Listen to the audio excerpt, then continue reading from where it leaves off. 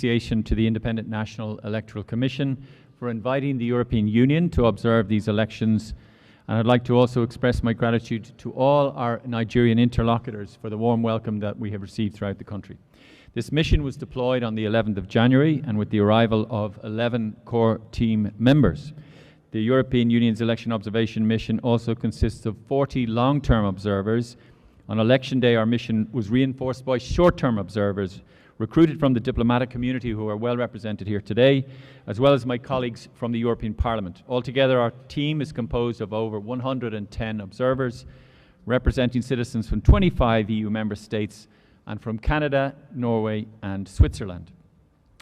I would like to thank the delegation of the European Union located here in Abuja, European Union member states, as well as Canada, Norway and Switzerland, EU institutions, as well as international organizations participating on or contributing in any way to our mission.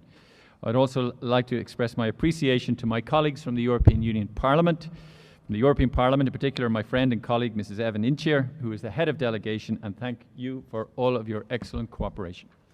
Ladies and gentlemen, on Saturday, Nigeria went to the polls for the 7th time since the restoration of democracy in 1999. I want to express my gratitude to the millions of Nigerian voters that cast their vote in the Presidential, Senate and House of Representatives elections on Saturday, despite prevailing challenges.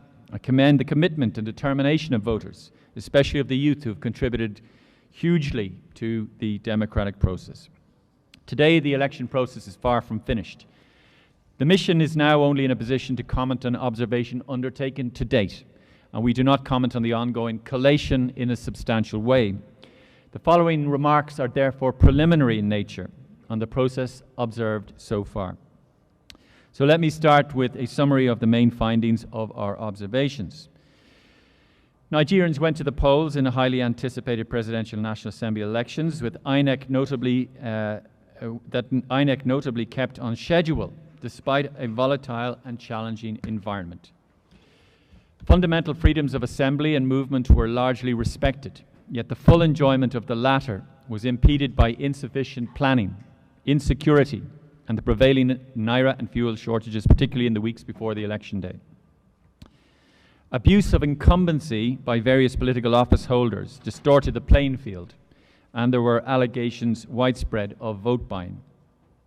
Media provided an extensive coverage of the three leading campaigns, but disinformation interfered with voters' right to make an informed choice on election day. Let me go into the details of our findings.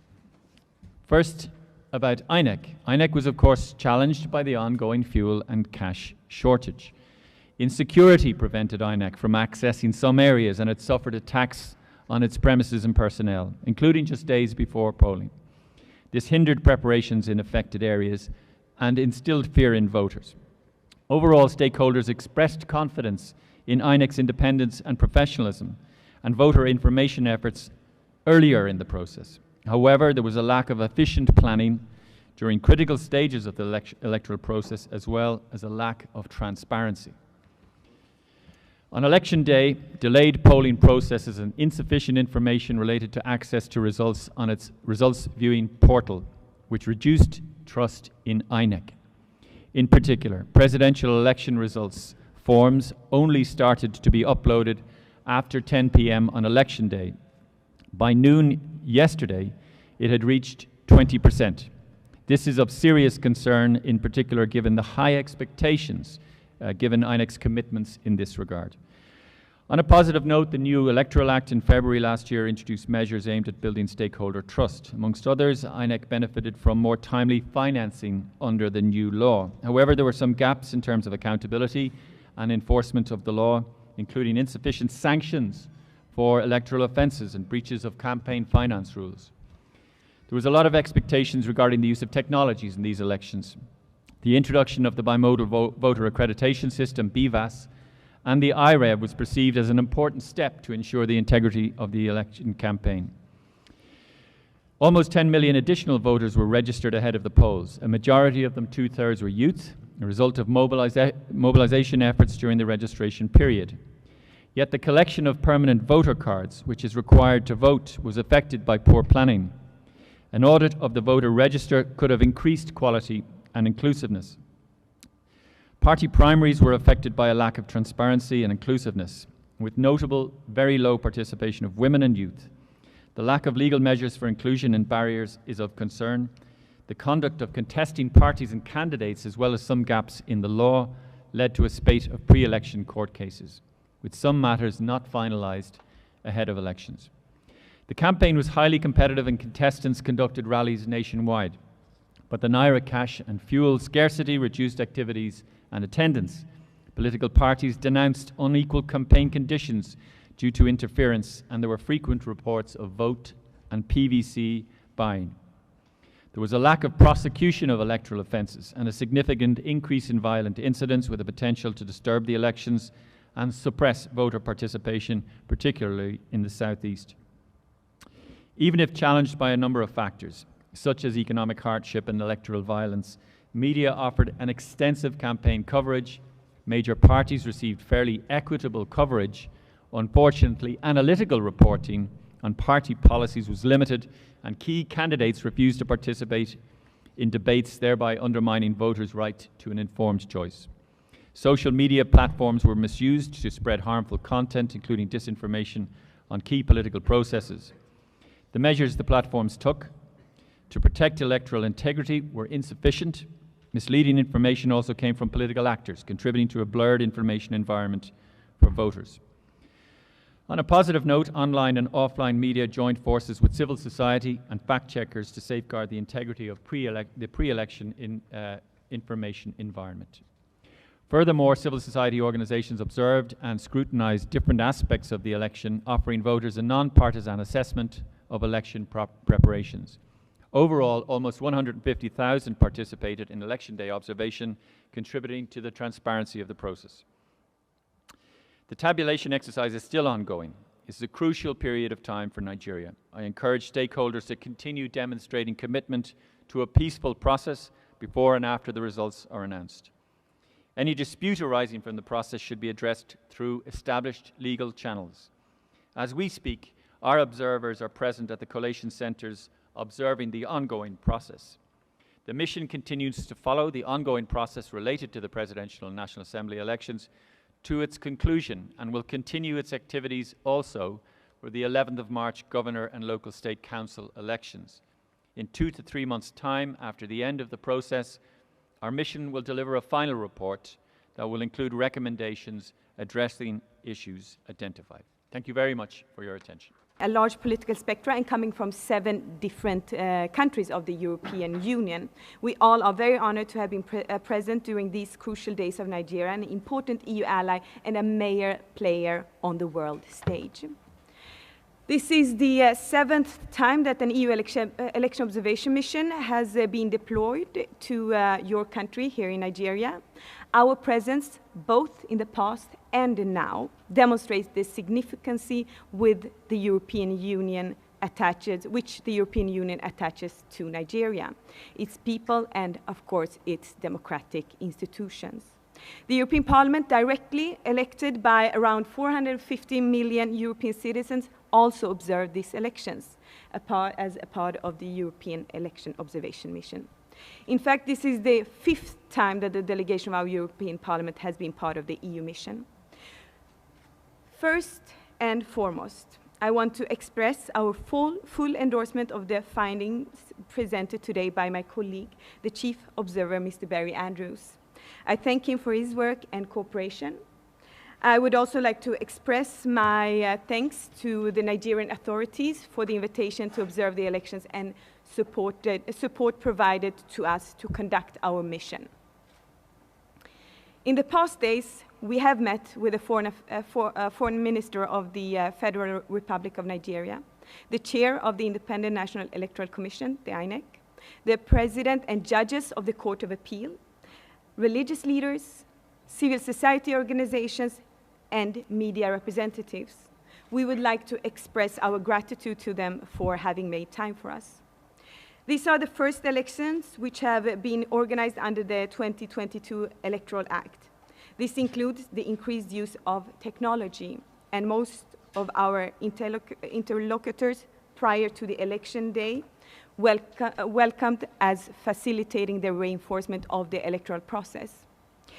During our meetings, our impression was that in the run-up to the elections, the stated ambition of the Independent National Electoral Commission of Nigeria was to improve the electoral process.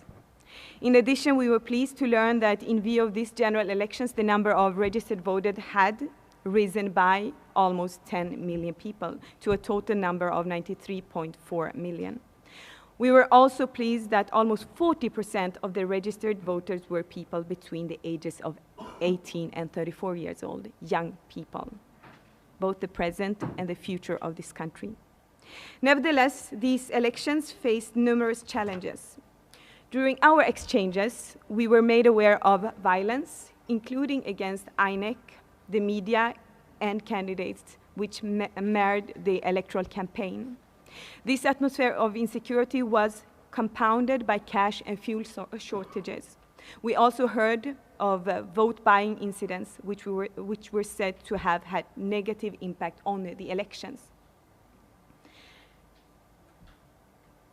Women need to have an equal say on the future of this country and the direction it will take in the years to come.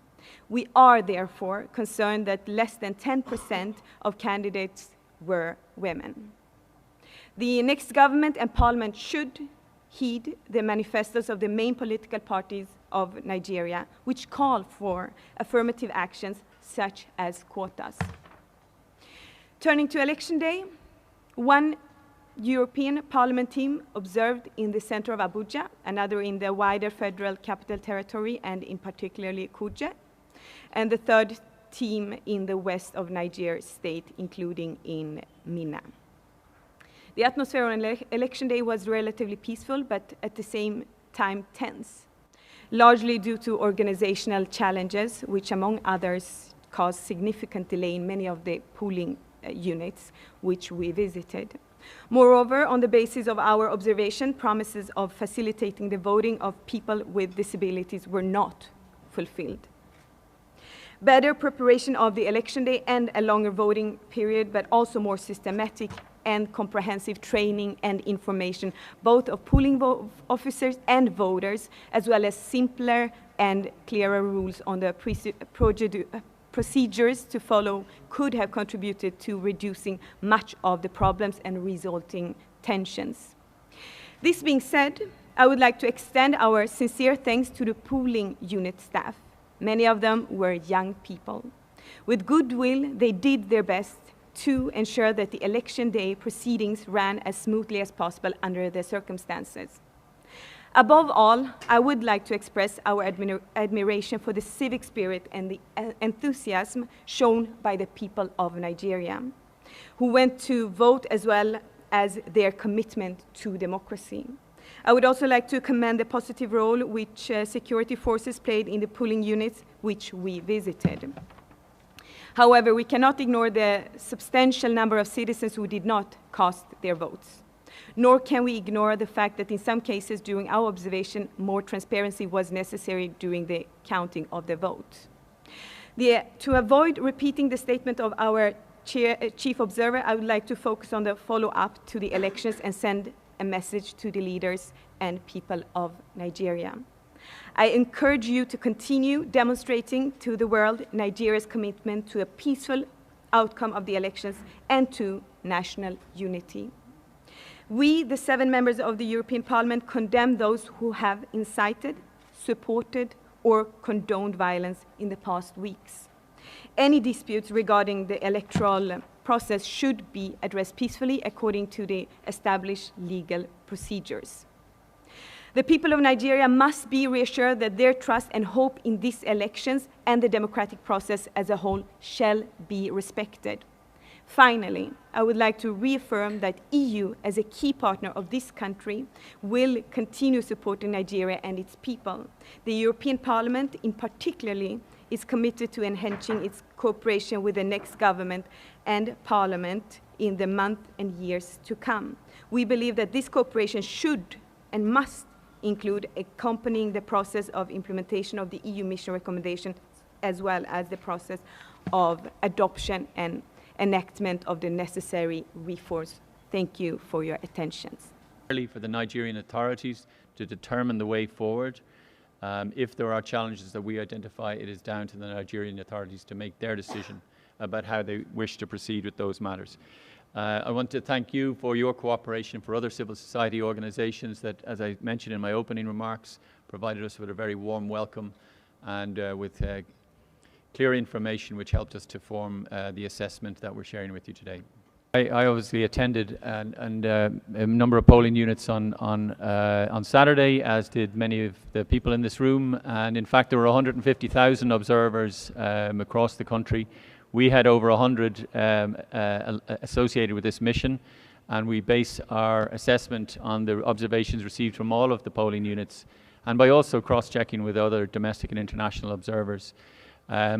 We, of course, as I pointed out in my opening comments, noted that the election was peaceful in most instances. We noted that the technology worked in many instances, but we also noted that expectations as the way the technology would transform the transparency of the election, those expectations were not met in a significant number of cases. The operation of the BVAS machines was not, it was significantly impaired in certain areas. We noted the operation of IREV during the course of the evening wasn't what was expected. We noted that in some instances the offline uploading of results onto BVAS machines was not done systematically. So there were other issues that we noted, and but we don't do them on a polling unit per polling unit basis. We simply did it across all of the observations that we obtained across the entire country. As regards making a difference, each election observation mission stands on its own merits. So we deployed here in early January and we began our process then.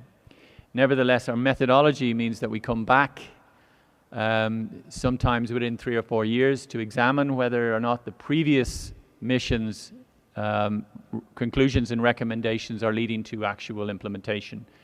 And the previous mission came back a year ago and examined the 30 recommendations and found that 13 of them were already implemented or partially implemented, which is, I think, indicative that we do make a difference, that our efforts serve to deepen the roots of democracy here in Nigeria, and we think it's the investment of time and expertise of our core team, our long-term observers, is appreciated, and if there is criticism, it is received in the spirit in which it's given, which is a mutual respect and an insistence on standards of democracy, which Nigeria already aligns itself to, and the standards that are contained in legislation here in Nigeria.